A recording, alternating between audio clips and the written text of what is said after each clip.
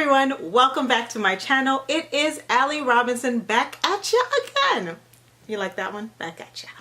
Now today I am talking about procrastination. And why am I talking about procrastination? Well, God get it. It's the new year and I need for some people to get some new things in. And we all face procrastination, including me, right? There's 3 types of procrastinators. 3 is what I read. 3. I've heard 2. But then I read 3, and I knew it was 3 because I'm one of those. I'm the 3rd one that I read about. And the first one aren't decision makers. They don't like to make choices or decisions or take responsibility. And that's one type that I can kind of relate to a certain type of people when they say the 3 type. I've met some procrastinators like this. The second type is me. We get a thrill out of waiting till the very last minute to complete a task. So we wait until the very end and complete the task. This was so me in college. I used to write all my papers the very last minute. Now, were they my best papers? No. But did I get that grade? Yes! And I got a thrill out of that, which was sad because the years that I really cranked down and got it together, my papers became so much better. And, you know, I got an extra digit on that grade, you know. So therefore, you want to not be like me or my old me and get that thrill of completing stuff late. And the 3rd one is a fear of failure or success. Wow. It's kind of like, who fears success? But a lot of people do. Because what it is they fear failing in order to succeed, or in order to succeed, we fail. And they just don't want to do either or. Because success, as I wrote in my recent post, success comes through failure. And there's a lot of people out there that fears failure, right? For many different reasons. Now this, they said, to cure this one, it's self-esteem. It's building self-esteem and self-belief. Wow. And then for curing mine, which is getting that last minute thrill, there's really no cure. We just have to kind of release the thrill of last minute doing, because it's kind of like we enjoy fear of thrill. So we sit back and I can relate. We sit back and we enjoy the fact, or I enjoyed the fact, that it took me a whole lot of cramming to get it done. But when I got it done, I still got an A or a B, but I got a good grade. So I didn't mind that thrill, the feeling of the thrill, or the fear behind the thrill. I didn't mind it. So there's no real curing that one. We just have to learn how to stop. And for the first one, which is fear of making decisions or responsibility, the cure for that one is leveling up your responsibility. Level up, y'all. Level up. Well, I basically just want to talk to you just about a few things that you could do, or some things that you could do that can help lower your level of procrastinations. Now, I can relate because, as I said before, I'm a huge procrastinator. I thought this thing was embedded. I thought it was hereditary because my dad's like that too. And then growing up, I learned, nope, it's not a part of you. It's learned behavior. And it's learned behavior from maybe when you were smaller or when you got older, or stemming from depression, stress, anxiety. All these things help to build procrastination. And guess what? We don't want that anymore. No, we don't. We want to be the best us that we can be. And therefore, here are some steps that you're going to take and try and use, or try 1 or 2 and see if they work for you, right? So the first thing is setting an intention. You have to have an intention. You have to know why it is that you want to complete your task, accomplishment, whatever it is that you want to do, that you need to get started. Why do you need to get this thing started? When you set an intention, you kind of know why it is that you need to do what you need to do, but also go the extra mile and see what your life will be like with this task or thing that you have to do finished. See how your life looks Does it increase your life in maybe 5 years, the next year, couple months from now? Does it increase you? Does it make you better in some way? Get a mental picture of what your life will look like with this task completed. And when you do that, your intention can be based off of knowing why you need to do this, and then knowing what your life will basically look like. So this kind of becomes your motivator, right? Setting an intention. The next thing is, and then remember when I said number 2, or was it number 3? Number 3, that the third kind of procrastinators are those who are afraid of failure or success. So believe in who you are. Believe in every being of yourself. Believe that you are worth any form of greatness in life, changing to be that greater person in life. Believe in those things for yourself, because no one else is going to believe in you unless you believe in yourself. Because when you believe in yourself, you exude a certain kind of confidence. You become someone that people want to be around when you believe in yourself. They're driven by your dreams too. They're driven by, the way you behave. There's things that you drive people to people. And believe me, sadness is not one of them, right?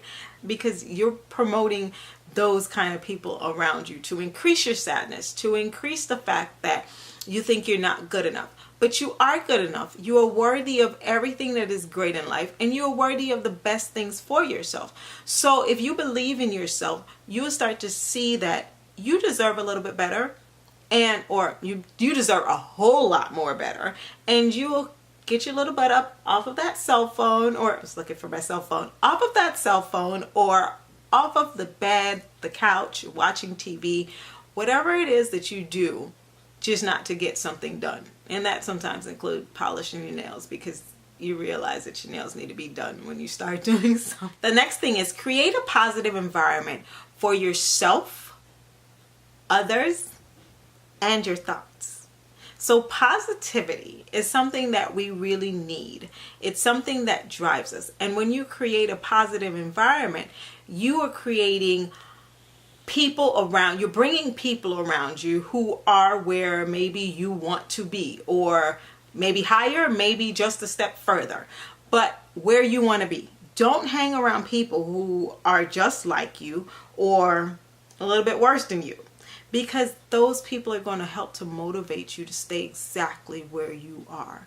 So you need to create a positive environment with people who are going to help change your mindset, help for you to start looking at things a little bit differently.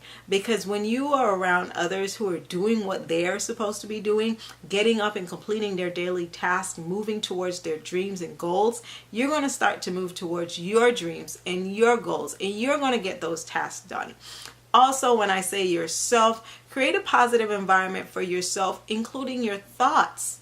Think positive things. Normally when we procrastinate, it is a little bit of fear that steps in right there. And when that fear seeps in, it kind of tells you something like, oh, you can do that later, or maybe you forgot to do something else, or it creates a whole lot of excuses is what it does. And when you create a positive mind frame, what you want to do is change that thought into, what would my life be, right? Fill that in. What would my life be when I finish this task? What will it look like? How will it feel? And create a positive affirmation off of this. I am worth every change for the better. I'm getting up and I'm going to complete this task because it's going to move me to X, Y, and Z. So create those positive mental attitudes or mental mindset for yourself, because those positive mental mindsets will change your life completely, right? Live in a positive world. Off of that, this one is also important, and it is reprogramming your mind. Our subconscious mind created the life we wanted from the beginning. So what it really does is it protects us, and it feeds us more of what we have created for ourselves, more of what we told our subconscious mind that we like to do. It creates that for us. And you're saying, well, how is that possible? Well, guess what? Every time that you came to the edge of a ledge, You knew it was dangerous because you got older and you learned, you weren't a baby anymore, that if you crawled over, you learned that you may fall over and you may just die if you cross that ledge. Your subconscious mind registered that. And when it registered that, every time you come to that ledge, it's going to signal you, oop, you may just die. You need to back up now. It instills something in you that's saying, hey, you're going to harm yourself, stop. So your subconscious mind really and truly protects you. But you train it on how to protect you. Well, you also train it on how to make you not do anything. So your subconscious mind normally protects you in saying, I think it's better if we sleep in today.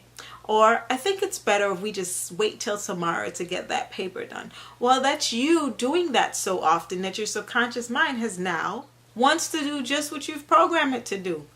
Nothing. So you have to reprogram your mind. Do you know that when you are one step closer towards what you need to do, you feel that ball of fear? It feels like, oh my gosh, what am I doing? There's no way I can end this task. And then if you push through, you realize it just wasn't as hard as I thought it was.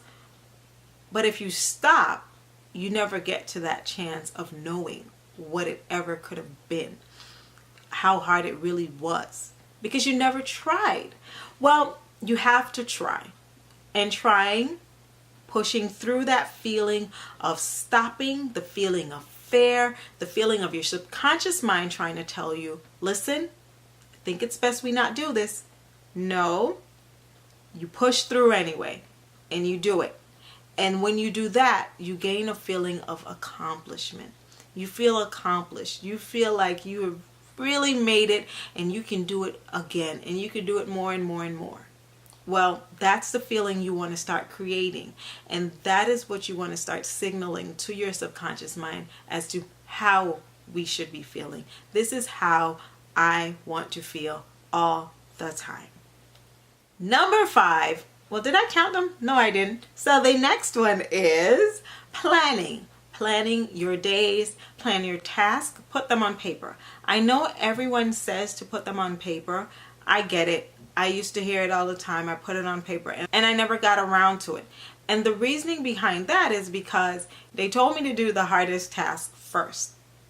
And most time as a procrastinator, in whatever level of procrastination you're in, you don't want to do any of it at all. Right? You don't even want to see it sometimes.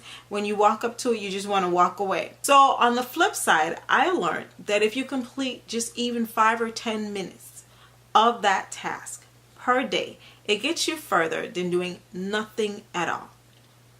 And that is so true. I now spend my days doing as much as I can on each task or a task in that day. I don't try to fill my days with tasks because then I feel overwhelmed. I do exactly what can get me to the next level for the next day, right?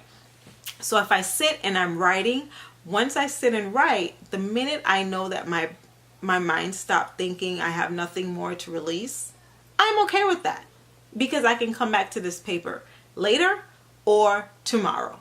And that's the way I look at it now. So I do agree with making your first task the hardest task. I really do. Because now that I can complete my 5 minutes per day on my task, I still put my hardest at the top and just finish 5 to 15 minutes of that task until it's actually done. And then I move on to the rest and the rest and the rest, completing what I have to do throughout the day. Right? Because I don't want to overbear myself with too much work. Okay? Now, when you plan for your days and plan out your tasks, the next thing that you also want to put in your daily plan is time for the things that you like to do. Right? Finally, create a reward system for yourself. I know I'm very big on rewards, and I'm pretty sure everyone is. We like to get rewarded for things, right? Otherwise there wouldn't be a reward system in this world. I mean, kids go to school and get rewards for doing things, and the reason why they do that is because it's a big motivator. It helps to motivate you, to keep you going. So create a reward for yourself once you've completed a task or whatever it is that you have to complete, even if it's not completely finished, but you did take that time to complete 5 to 15 minutes of the task. Give yourself a reward or a treat.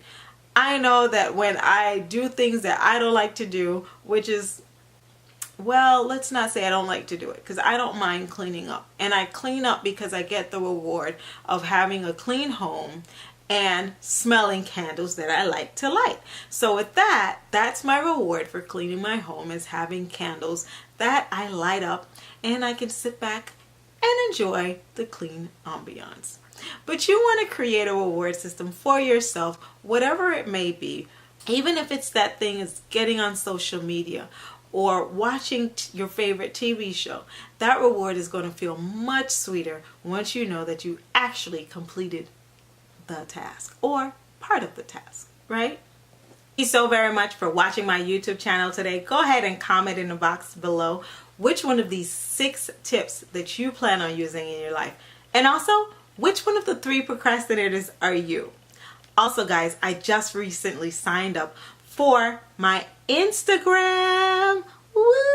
Shout out to my Instagram. So go ahead and join me on Instagram. Let's see how I take this to the next level. Well, and subscribe to my channel. Subscribe so we can work on being the best us that we can be. Because everyone wishes to be the best version of themselves. That's what I believe. Thank you guys, and see you guys again. Have a good one.